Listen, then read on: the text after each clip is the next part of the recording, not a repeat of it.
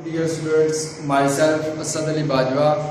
और आज का जो हमारा एफएससी पार्ट 1 का टॉपिक है, हम एक्सरसाइज 10.2 का क्वेश्चन नंबर 8 आज स्टार्ट करेंगे। क्वेश्चन नंबर 7 तक हम कंप्लीट कर चुके हैं। तो क्वेश्चन नंबर 8 की स्टेटमेंट देखिए। इफ साइन अल्फा इक्वल है 4/5 एंड cos बीटा इक्वल है 40/41।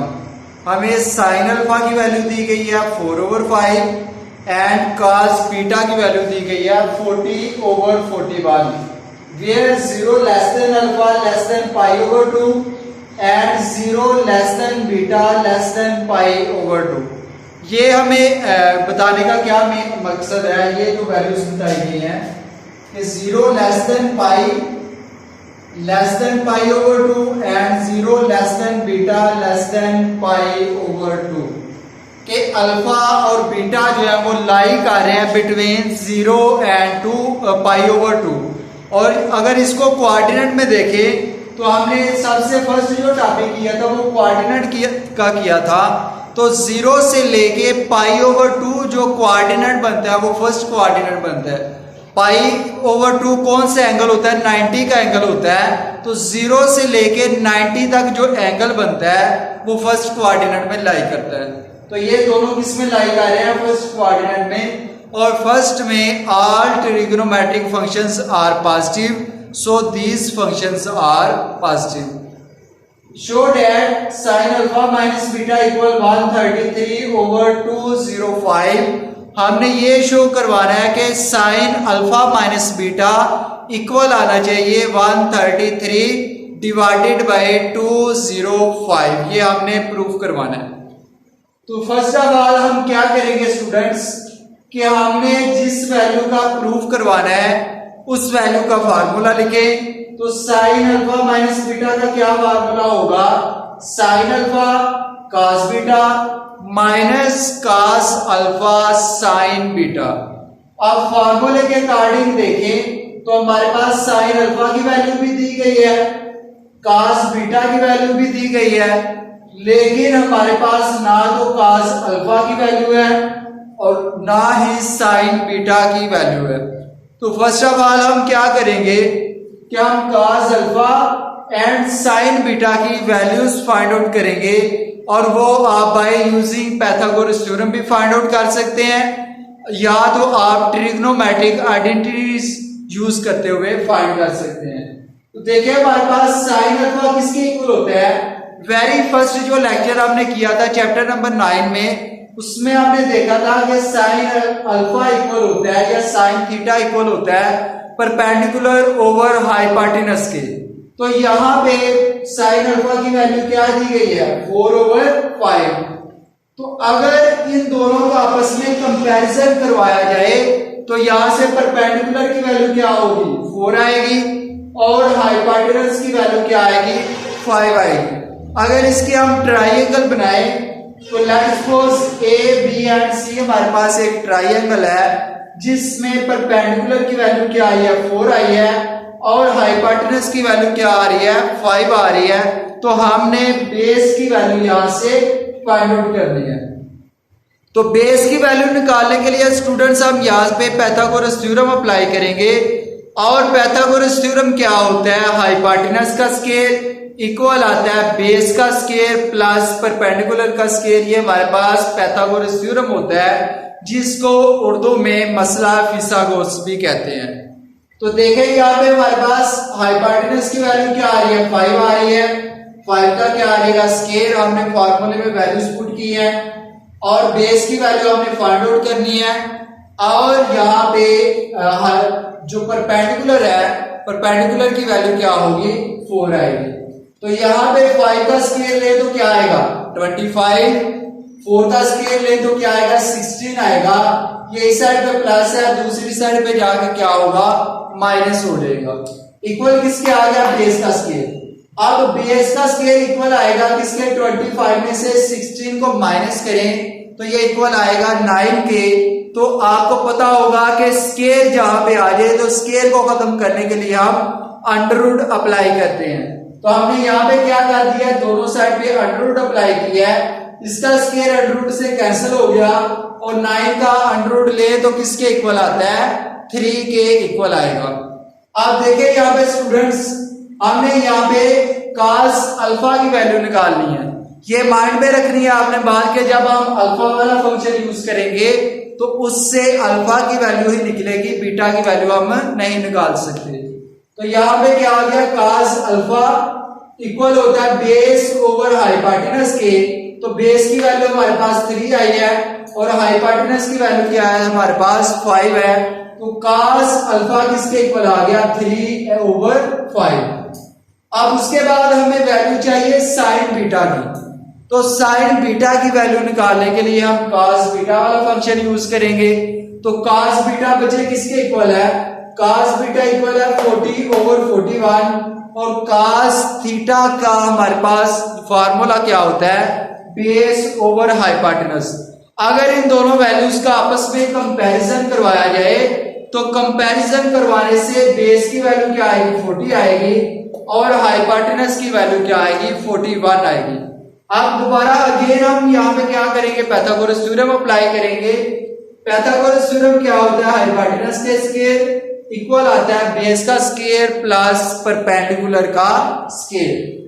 अब यहाँ पे देखिए तो हाइपोटेनस की वैल्यू क्या है, 41 और बेस की वैल्यू क्या है हमारे पास 40 आ रही है। परपेंडिकुलर की वैल्यू हम यहाँ से फाइंड आउट करेंगे। अब 41 का स्क्वायर लें तो क्या आएगा, 1681 और इस साइड पे 40 का स्क्वायर लें तो क्या आएगा, 1600 आएगा और 1600 इस साइड पे प्लस है, जब दूसरी साइड पे जाएगा तो माइनस हो जाएगा। इक्वल किसके आ गया, परपेंडिकुलर का स्क्वायर। अब 1681 में से 1600 को माइनस करें तो हमारे पास परपेंडिकुलर स्क्वायर किसके इक्वल आएगा, 81 की। आप देखें यहाँ पे स्टूडेंट्स कि हम यहाँ पे आ रहा है स्क्वायर आ रहा है, तो स्क्वायर को खत्म करने के लिए हम क्या करते हैं, अंडर रूट अप्लाई करेंगे। तो इसका स्क्वायर अंडर रूट से कैंसिल हो गया, 81 का अंडर रूट किसके इक्वल आएगा, 9 के। तो यहां से हम साइन बीटा की वैल्यू हमें चाहिए थी फार्मूले के अकॉर्डिंग, तो साइन बीटा की वैल्यू निकालेंगे, वो इक्वल होता है परपेंडिकुलर ओवर हाइपोटेनस।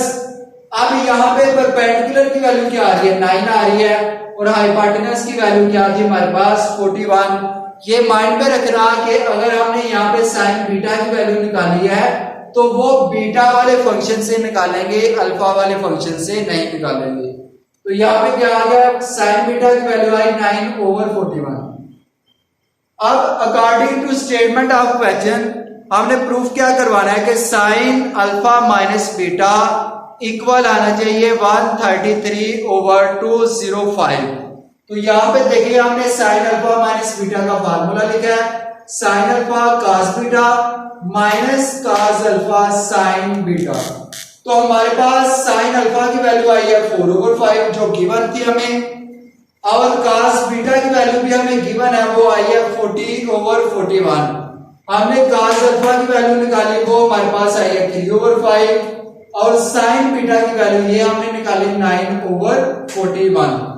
अब यहाँ पे स्टूडेंट्स 4 को 40 से मल्टीप्लाई करवाए तो क्या आएगा, 160 आएगा और 5 को 41 से मल्टीप्लाई करवाए तो 205 आएगा। अब सेम इसी तरह 3 को 9 से मल्टीप्लाई करवाए तो क्या आएगा, 27 आएगा और 5 को 41 से मल्टीप्लाई करवाए तो क्या वैल्यू आएगी, 205 आएगा।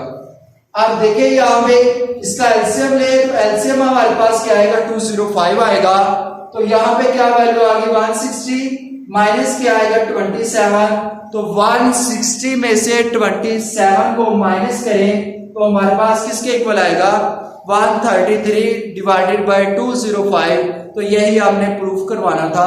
तो यहाँ पे हमने प्रूफ ये करवाया कि sine alpha minus beta last पे इक्वल किसके आया है, 133/205। अब इसी के अकॉर्डिंग हम क्वेश्चन नंबर 9 सॉल्व आउट करेंगे।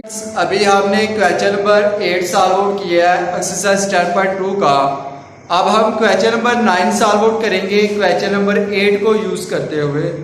तो क्वेश्चन नंबर 9 की स्टेटमेंट देखिए, sine alpha equal 4/5 and sine beta equal 12/13 where pi/2 less than alpha less than pi and pi over 2 less than beta less than pi के हमारे पास sine alpha की value दी गई है 4/5 और साइन बीटा की वैल्यू दी गई है 12/13।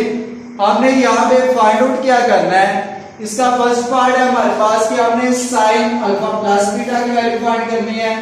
सेकंड पार्ट में हमने cos अल्फा प्लस बीटा की वैल्यू फाइंड करनी है। थर्ड पार्ट में हमने tan अल्फा प्लस बीटा की वैल्यू फाइंड आउट करनी है और फोर्थ पार्ट में साइन अल्फा माइनस बीटा की वैल्यू फाइंड करेंगे। 5 पार्ट में cos अल्फा माइनस बीटा की और 6 पार्ट में tan अल्फा माइनस बीटा की वैल्यूज फाइंड आउट करेंगे। तो देखिए हमारे पास स्टूडेंट्स यहाँ पे ये जो उसने एंगल्स बताए हुए हैं कि pi over 2 less than alpha less than pi and pi over 2 less than beta less than pi, ये बताने का क्या मकसद है कि ये किस कोऑर्डिनेट में लाई कर रहे हैं। तो इधर देखिए अगर हम इसको कोऑर्डिनेट के हिसाब से चेक करें तो हमने वेरी फर्स्ट हमने ये कोऑर्डिनेट वाला फार्मूला किया था कि after school to college, after school to college. अब ये जो है ये फर्स्ट कोऑर्डिनेट होता है, ये second coordinate, third coordinate and fourth coordinate. अब फर्स्ट कोऑर्डिनेट के लिए फार्मूला हम यूज करते हैं आफ्टर स्कूल टू कॉलेज। ये जस्ट याद रखने के लिए मैं बता रहा हूं। तो फर्स्ट में a से ऑल पॉजिटिव के ऑल जो 6 ट्रिग्नोमेट्रिक फंक्शंस हैं ऑल पॉजिटिव होते हैं। सेकंड में साइन और कोसेकेंट पॉजिटिव होता है। थर्ड में tan एंड cot पॉजिटिव होता है और फोर्थ में cos और secant पॉजिटिव होता है। इसमें साइन और कोसेकेंट पॉजिटिव होते हैं लेकिन बाकी जो 4 बचते हैं वो नेगेटिव होते हैं। इसमें tan और cot के अलावा बाकी 4 नेगेटिव होते हैं और इसमें cos और secant के अलावा बाकी जो होते हैं वो पॉजिटिव होते हैं। अब हमें क्वेश्चन में ये बताया गया है कि पाई ओवर 2, क्वेश्चन में हमें ये बताया जा रहा है कि pi over 2 less than alpha and less than pi है। मीन्स के अल्फा और बीटा जो है वो 90 एंड 180 के दरमियान में लाई कर रहे हैं। पाई ओवर 2 कौन सा एंगल होता है 90 का और पाई कौन सा एंगल होता है 180 का। तो देखें यहाँ पे स्टूडेंट्स के पाई ओवर 2 और पाई के दरमियान में अल्फा लाई कर रहा है। मीन्स के अल्फा लाई करता है 90 और 180 के दरमियान। तो 90 और 180 के दरमियान कौन सा कोऑर्डिनेट आता है, सेकंड कोऑर्डिनेट आता है। तो इसलिए ये वैल्यूज किस में लाई करेंगी, सेकंड कोऑर्डिनेट में लाई करेंगी। अब इसका फर्स्ट पार्ट देखिए हमारे पास क्या है कि हमने साइन अल्फा प्लस बीटा की वैल्यू फाइंड आउट करनी है। तो साइन अल्फा प्लस बीटा का क्या फार्मूला होगा, sign alpha cos beta plus cos alpha sine beta. अब यहाँ पे हमारे पास साइन अल्फा की वैल्यू भी गिवन है और साइन बीटा की वैल्यू दी गई है। इसके अलावा हमें वैल्यू चाहिए cos बीटा की एंड cos अल्फा की वैल्यू हमें चाहिए। तो उसके लिए क्या करेंगे कि साइन अल्फा इक्वल होता है परपेंडिकुलर ओवर हाइपोटेनस की। तो परपेंडिकुलर ओवर हाइपोटेनस के इक्वल होता है, लेकिन साइन अल्फा की जो वैल्यू गिवन है वो 4/5 है। अगर इनका कंपैरिजन करवाया जाए तो परपेंडिकुलर की वैल्यू 4 होगी और हाइपोटेनस की वैल्यू क्या आएगी 5 आएगी। तो यहाँ पे हम पाइथागोरस थ्योरम अप्लाई करेंगे। तो पाइथागोरस थ्योरम क्या होता है, हाइपोटेनस का स्क्वायर इक्वल आता है बेस का स्क्वायर प्लस परपेंडिकुलर का स्क्वायर। तो यहाँ पे स्टूडेंट्स हमारे पास हाइपोटेनस की वैल्यू क्या है 5 आ रही है और बेस की वैल्यू हम यहाँ से फाइंड आउट करेंगे और हमारे पास परपेंडिकुलर की वैल्यू क्या है 4 है। तो यहाँ से 5 का स्क्वायर लें तो क्या आएगा 25 आएगा और बेस की वैल्यू हमने फाइंड करनी है। ये 4 का स्क्वायर उस साइड पे जाएगा तो माइनस हो जाएगा। 25 में से 16 को माइनस करें तो हमारे पास क्या आएगा 9 आएगा। अब उसके बाद हम स्क्वायर को खत्म करने के लिए क्या अप्लाई करते हैं, अंडररूट अप्लाई करते हैं। तो बेस की वैल्यू क्या आ गई, यहाँ से 3 आएगी। अब इसको यूज करते हुए हम cos अल्फा की वैल्यू फाइंड आउट करेंगे। तो cos अल्फा किसके इक्वल होता है, बेस ओवर हाइपोटेनस। यहाँ पे बेस की वैल्यू क्या आई है 3 और हाइपोटेनस की वैल्यू क्या हमारे पास 5 है। लेकिन साथ में मैंने माइनस यूज किया है। माइनस क्यों यूज किया है? क्योंकि अल्फा लाई कर रहा है सेकंड कोऑर्डिनेट में, और सेकंड में cos का फंक्शन क्या होता है? नेगेटिव होता है, इसलिए इसके साथ क्या अलामत आई है? माइनस की अलामत आई है। अब उसके बाद देखिए स्टूडेंट्स, हमारे पास साइन बीटा की वैल्यू दी गई है 12/13, और साइन बीटा इक्वल किसके होता है? परपेंडिकुलर ओवर हाइपोटेनस के। अगर इन दोनों का कंपैरिजन करवाया जाए तो परपेंडिकुलर की वैल्यू क्या आएगी? 12 आएगी, और हाइपोटेनस की वैल्यू क्या आएगी? 13 आएगी। अगेन हम यहाँ पे पाइथागोरस थ्योरम अप्लाई करेंगे, तो पाइथागोरस थ्योरम के अकॉर्डिंग हाइपोटेनस का स्क्वायर इक्वल आ गया बेस का स्क्वायर प्लस परपेंडिकुलर का स्क्वायर। तो यहाँ पे हाइपोटेनस की वैल्यू क्या आ रही है? 13 आ रही है। तो यहाँ पे क्या आ गया हमारे पास? 13 का स्क्वायर, और 13 का स्क्वायर क्या आएगा? 169। और यहाँ पे बेस की वैल्यू हमें फाइंड आउट करनी है, और परपेंडिकुलर की वैल्यू क्या है? यहाँ पे परपेंडिकुलर की वैल्यू 12 आ रही है। तो यहाँ पे क्या आ गया स्टूडेंट्स? 12 का स्क्वायर आएगा। अब 13 का स्क्वायर ले तो क्या आएगा? 169। 12 का स्क्वायर ले तो 144 आता है। ये इस साइड पे प्लस है, इस साइड पे आगे क्या होगा? माइनस हो जाएगा। इक्वल किसके आ गया? बेस का स्क्वायर। अब बेस का स्क्वायर इक्वल आ गया 169 में से 144 को माइनस करें तो हमारे पास क्या वैल्यू आएगी? 25 आएगी। और स्क्वायर को खत्म करने के लिए हम अंडर रूट अप्लाई करेंगे, और 25 का अंडर रूट किसके इक्वल होगा? 5 के इक्वल होगा। अब इसको यूज करते हुए हमने यहाँ से cos बीटा की वैल्यू निकालनी है, और cos बीटा किसके इक्वल होगा? बेस ओवर हाइपोटेनस के। अब यहाँ पे बेस की वैल्यू क्या आई है? 5, और हाइपोटेनस की वैल्यू क्या है? 13।